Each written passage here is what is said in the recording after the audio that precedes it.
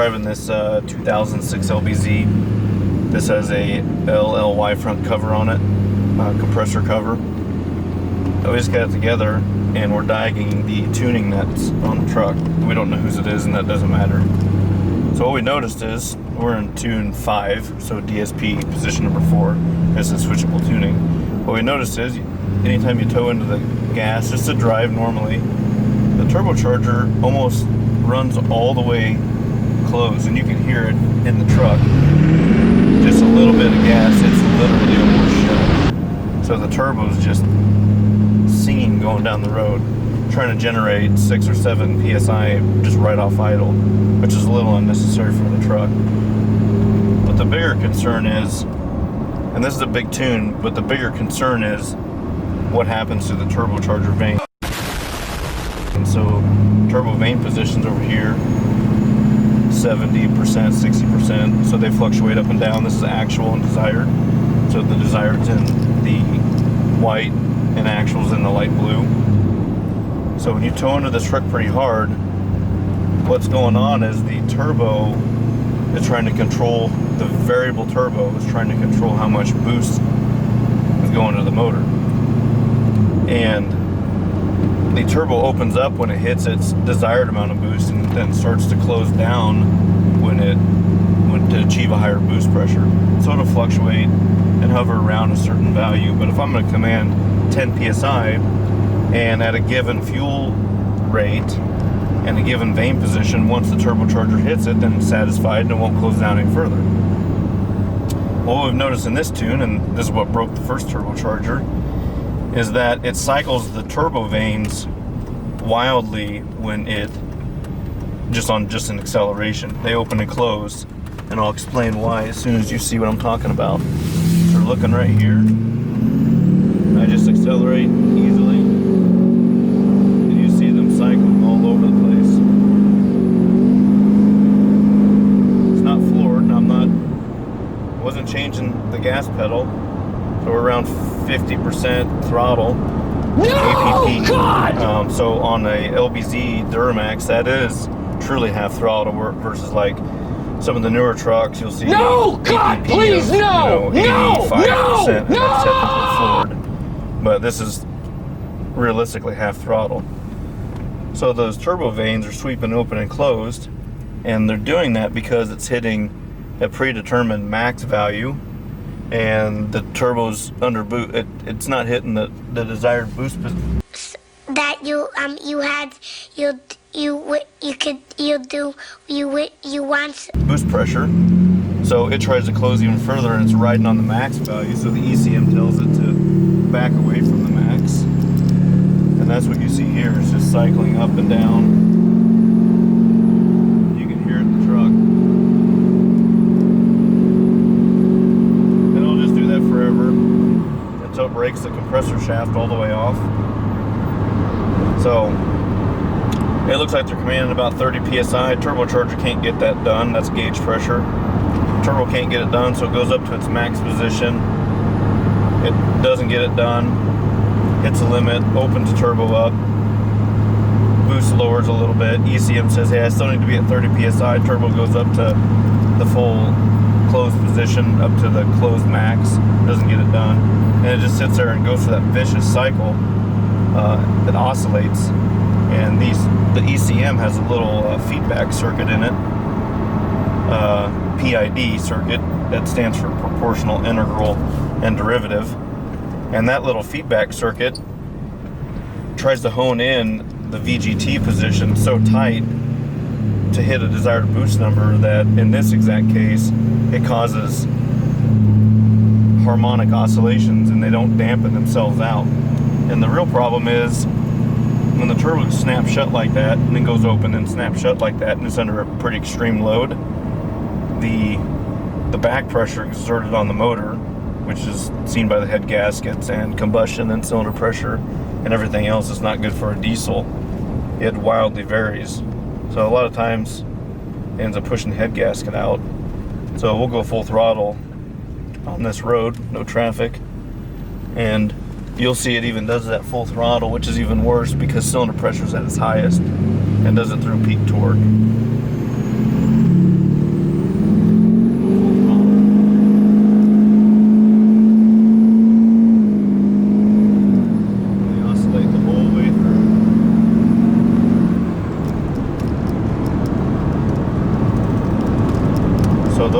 harmonic oscillations, that's what ends up breaking these turbos. So EGTs on that are probably around 1500 degrees with that pulse, and this turbo's basically getting its ass kicked, but you know, it's making boost. But you can hear it in the cab, opening, closing, opening, closing, opening, closing. This truck doesn't have a ton of miles on it, especially on this turbo, but it's broken several shafts, and you know, customer can't explain why. Well, we can explain why. That's why. And it does it even on gear changes. So we go just cycle up through the gears, and there's a lot of torque management in this transmission, which is good. At least I didn't turn that off. But when it does a gear change, see they go open and close wildly.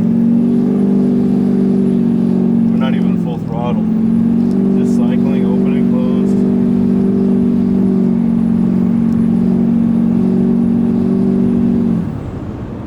And it basically does it in all tune positions. So that's a little write-up on why, what to look for in, you know, custom or aftermarket calibrations. Sometimes there's something wrong with the truck, but in this case, the variable vane turbo, the position sensor is in good shape. Turbo's now in good shape. It's brand new. Previous turbo did the same thing. So the only difference is, you know, what's connected to the DSP-5 switch in the truck. We'll do an after we're done video, and you can see the difference.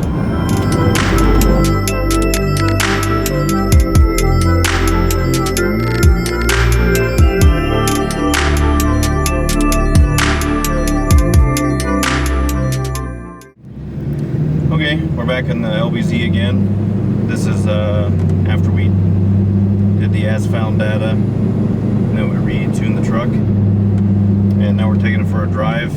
We're already done with the calibration. So basically what we did was we put a DSP-5 base to race in this truck.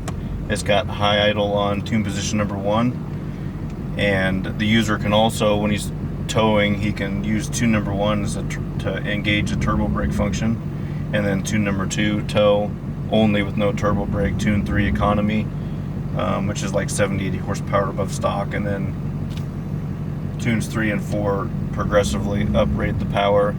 This truck should be around 600 rear wheel horsepower with a modified turbocharger, just a little bit larger inducer wheel, a little bit larger compressor cover, a little bit better turbo vane. So that's basically what's done. But so we're driving it, and before we had the turbo, you know, when you would take off, the turbo would go extremely closed. So right now we're like 84%, we're at an idle. Step on the gas to take off, turbo starts to step down to 66, 60% versus staying around 90 to 95%, you know, because we're commanding only 1 or 2 pounds of boost, you know, in the areas where the truck needs it to clean up smoke and actually make power. So it also had the turbo would ride up against its min-max value, so it would surge and get a ton of compressor surge, in fact, which is what broke the original turbocharger, we believe. So now we can roll into the truck, and other than the defuel you'll see on the graph, the turbo desired vane position, actual and desired, they're going to mirror each other, and they're not going to cycle all over the place when you're rolling on the gas really hard. So we'll demonstrate that. We'll just tow into it like we did before, and then you'll see how the turbo repositions versus sweeping and going all over the place. It's going to be pretty consistent and meet the desired boost values.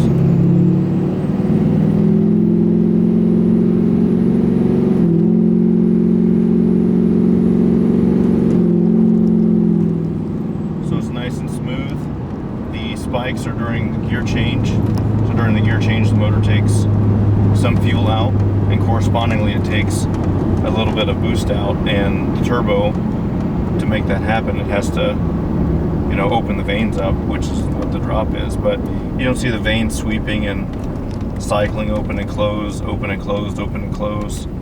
So that was tune number 3. Like I said, 50% throttle. We're trying to simulate comparing what the as found before was compared to our tune. So this is tune 4. See, it says DSP-4. That's tune position number 5 in the EFI Live world. So we just roll into it, and you'll see the vanes just stay